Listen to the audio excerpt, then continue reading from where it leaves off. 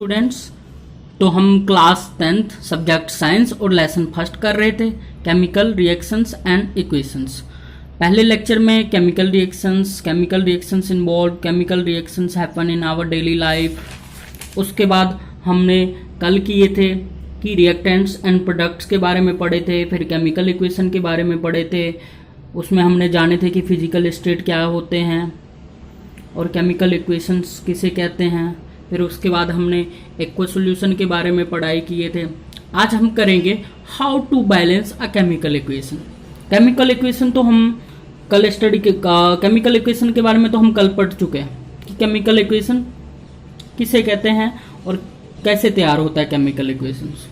अब हम पढ़ेंगे कि how to balance a chemical equations.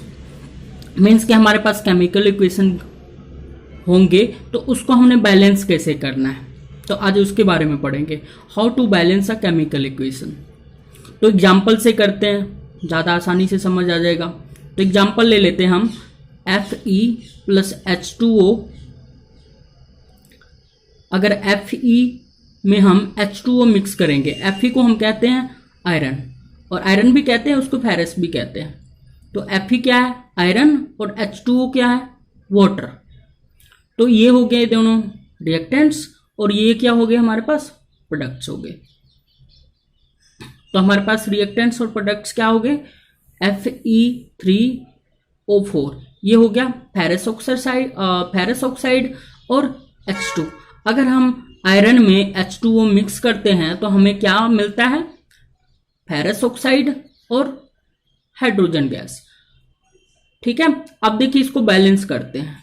तो आपने क्या करना है, एक बॉक्स बना लेना है, ऊपर लिख लेना है एलिमेंट्स, फिर दूसरे बॉक्स में क्या लिख लेना है, उसके 3 डब्बे बना लेने हैं। पहले डब्बे में लिखना है एलिमेंट्स, सेकंड में लिखना है रिएक्टेंट, थर्ड में लिखना है प्रोडक्ट।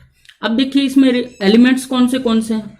आयरन है, हाइड्रोजन है, वाटर है। ये भी देखिए आयरन है, ऑक्सीजन है और हाइड्रोजन है, तीनों चीज है। आयरन, तो एलिमेंट्स कौन से हमारे पास? आयरन, हाइड्रोजन और ऑक्सीजन। एलिमेंट वाले बॉक्स में तैयार हो गए। अब देखिए इसमें से हमने देखना है कि रिएक्टेंट्स जो है वो क्या है हमारे पास? आयरन। तो आयरन कितने हैं? 1। ये अपने साइड में लिख लेना। पहले आयरन कितने हैं इसमें देखिए रिएक्टेंट्स में? 1, तो यहाँ पे 1 लिख लिए। अब हाइड्रोजन कितने हैं? 2, तो यहाँ पे लिख लेना। ये रिएक्टेंट्स वाले डब्बे में लिखना है। और ये देखिए ऑक्सीजन कितने हैं? 1, तो यहाँ पे 1 लिख लेना है। अब देखिए यहाँ पे क्या है, प्रोडक्ट्स में जो आए हमारे पास आयरन कितने हैं? 3, तो 3 लिख दिए। ऑक्सीजन कितना है? यहाँ पे देखिए ऑक्सीजन कितना है? 4, तो 4 लिख दिए। और यहाँ पे हाइड्रोजन कितना है? 2, तो हाइड्रोजन 2 लिख दिए। अब देखिए बैलेंस करना है हमने, तो बैलेंस कैसे करते हैं इसको? सबसे पहले क्या करना है, आयरन को हमने ये देखिए ब्रैकेट में लिख लेना ताकि बैलेंस करने में अच्छा रहेगा।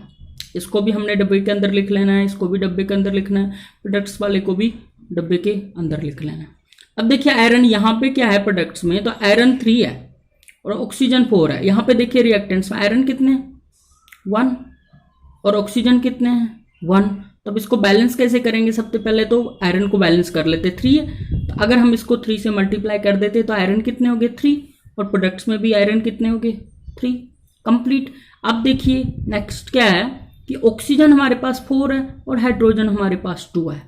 अगर हम इसको 4 से मल्टीप्लाई कर देते दोनों को तो ऑक्सीजन कंप्लीट। इसको 4 से मल्टीप्लाई करते तो 4 से मल्टीप्लाई करेंगे तो H2 के साथ भी 4 मल्टीप्लाई होगा और ऑक्सीजन के साथ भी होगा।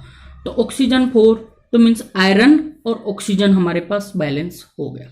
अब आ जाते हैं इधर, यहाँ पे देखिए प्रोडक्ट्स में हाइड्रोजन 2 है, बट देखिए रिएक्टेंट्स में कितने हो गए? 8। तो अगर हम हाइड्रोजन में 4 से मल्टीप्लाई कर दें तो बैलेंस हो जाएगा। अब देखिए हमने क्या किए थे रिएक्टेंट्स में, आयरन को 3 से मल्टीप्लाई किए, लिख दो। हाइड्रोजन को हमने क्या किए, यहाँ पे 4 से मल्टीप्लाई किए, तो 4 से मल्टीप्लाई करके कितना आ गया? 8 आ गया। आयरन कितना आ गया? 3 आ गया। यहाँ पे क्या आ गया?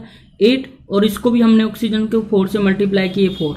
अब देखिए ये भी बैलेंस हो गया, आयरन भी बैलेंस हो गया और ऑक्सीजन भी बैलेंस हो गया। बट यहाँ पे बैलेंस नहीं हुआ, हाइड्रोजन, तो क्या करेंगे यहाँ पे हाइड्रोजन को भी 4 से मल्टीप्लाई कर देंगे।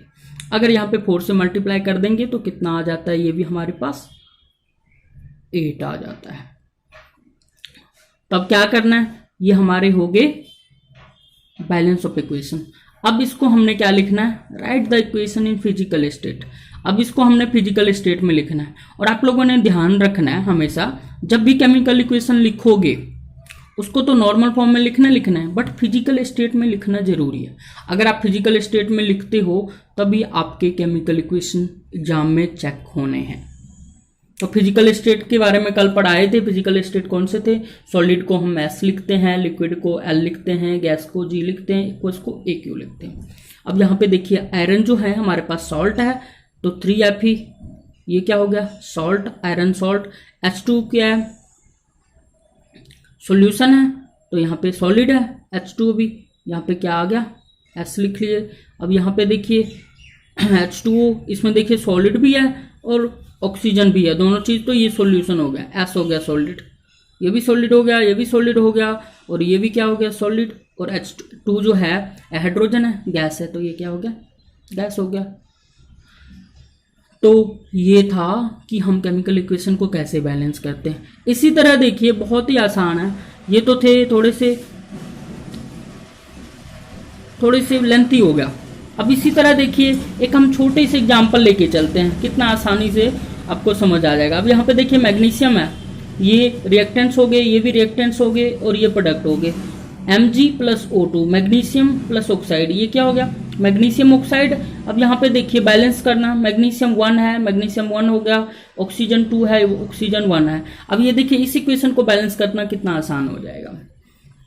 तो अब देखिए अगर 2 मैग्नीशियम को 2 से मल्टीप्लाई कर दे और ऑक्सीजन को भी हम, ऑक्सीजन ऑलरेडी 2 है तो यहाँ पे अगर 2 से मल्टीप्लाई कर दे मैग्नीशियम ऑक्साइड को, यहाँ पे देखिए ऑक्सीजन 2 है, अगर यहाँ पे भी 2 से मल्टीप्लाई कर दें और यहाँ पे भी 2 मल्टीप्लाई कर दे तो हमारे पास इधर भी बैलेंस हो जाएगा और ये भी बैलेंस हो जाएगा। तो क्या हो जाएगा, यहाँ पे मैग्नीशियम भी 2 हो गया, ऑक्सीजन भी 2 हो गया और मैग्नीशियम ऑक्साइड भी 2 हो गया, तो बैलेंस हो गया। इसी तरह से ये देखिए how to balance a chemical equation, आपको बैलेंस करना तब आएगा जब आप प्रैक्टिस करोगे। तो आपने क्या करना है, केमिकल इक्वेशन लिख लिख के उसको बैलेंस करना सीखना होगा और जितने प्रैक्टिस करोगे उतना ही आप लोगों को इजी होगा समझने में। अब नेक्स्ट टॉपिक है why do we need to balance a chemical equation, हमें क्यों ज़रूरत पड़ती है केमिकल इक्वेशन को बैलेंस करने के लिए। तो इसके 2 छोटे छोटे स्टेप हैं जिनके बारे में आपको जानना है। पहला क्या है, law of conservation of mass. Law of conservation of mass ये आप 9th क्लास में भी पढ़ चुके हो, बट थोड़ा सा और भी एक्सप्लेन करते हैं। तो law of conservation of mass का डेफिनेशन क्या है, matter can neither be created nor destroyed in a chemical reactions. Means कि मैटर ना ही पैदा किया जा सकता है और ना ही खत्म किया जा सकता है, तो इसलिए केमिकल इक्वेशन का हम बैलेंस करते हैं। अब देखिए, so number of elements involve in a chemical reactions should remain same at a reactants and product side. Means कि हमारे जो रिएक्टेंट्स होंगे, ये दोनों रिएक्टेंट्स हो गए और ये प्रोडक्ट हो गए, तो रिएक्टेंट्स और प्रोडक्ट्स दोनों सेम होने चाहिए, तभी हमारा केमिकल इक्वेशन जो है वो सही हो सकता है। तो इसीलिए हम केमिकल इक्वेशन बैलेंस करना पढ़ते हैं कि केमिकल इक्वेशन को बैलेंस कैसे किया जाता है। तो बैलेंस कैसे करते हैं वो भी समझ आ गया और क्यों करते हैं वो भी समझ आ गया, क्योंकि केमिकल इक्वेशन को में से जो भी मैटर है, जो भी है, आयरन है, हाइड्रोजन है, ऑक्सीजन है, इसके जो है ना मैटर, इसको ना ही हम ख़त्म कर सकते हैं ना ही जोड़ सकते हैं, पैदा कर सकते हैं ना ख़त्म कर सकते हैं। तो इसको बैलेंस में लाने के लिए हम क्या करते हैं, केमिकल इक्वेशन को बैलेंस करने के बारे में पढ़ते हैं। तो ये आज सिर्फ 2 ही टॉपिक है, तो आप लोगों ने अच्छे से समझना है, नहीं समझ आए तो फिर आप दोबारा पूछ सकते हो। बहुत ही ईजी है ये, आपको आप इक्वेशन लिख के केमिकल इक्वेशन उसको बैलेंस करना सीखो।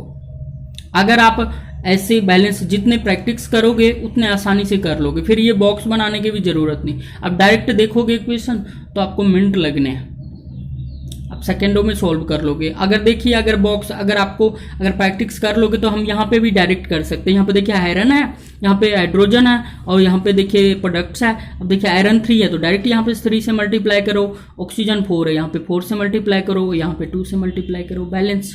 तो अगर आप प्रैक्टिस करोगे तो आपके लिए और भी आसानी रहेगा।